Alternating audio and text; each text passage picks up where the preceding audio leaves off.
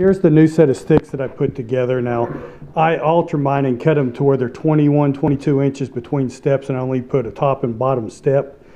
Yours will be a little bit longer, but the principles will be the same. I use these twist ties, these rubber coated twist ties, to get them tight. There is no noise in these things. But how I stack these together is the Versa button will be your one contact point at the top of your sticks.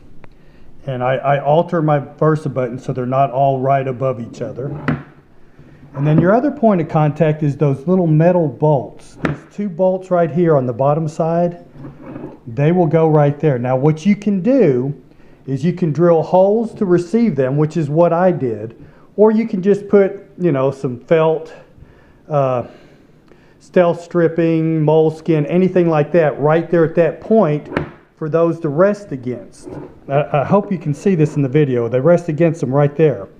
Another contact point would be right here, and what you can do is also put that stealth strip or moleskin there, or the duct tape, whatever, you know.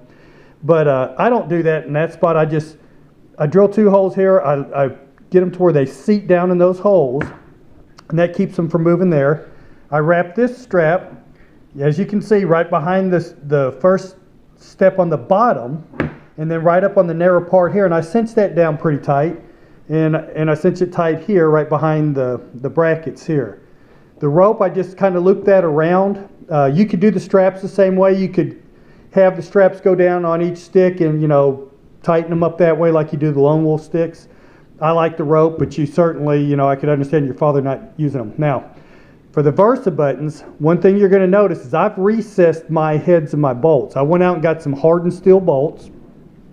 I took a drill bit that was big enough to recess that head down here, and I drilled down into the Versa button just deep enough to where this is flat. Okay? You don't have to do that, but with just a bolt of a head under here, it makes it a little harder to get these as tight. Okay? You could put some real thick rubber on there to kind of absorb that or whatever, but I just found it's easier to countersink a hole in here with a drill bit just deep enough to get these down in here, knowing that the force of the rope is going to be sideways against the bolt, not necessarily pushing up on this head. I feel very comfortable with this, the way this is set up, okay? I also mark mine, as you can see right here, of, you know, top, actually it's right here, top, middle, and bottom, so that in the dark, you know, I got a headlight on, I can get these set up in the right order so that the holes all correspond. But this is basically how I do this. The anchor, when I put this here, this is where I normally would put this strap right here.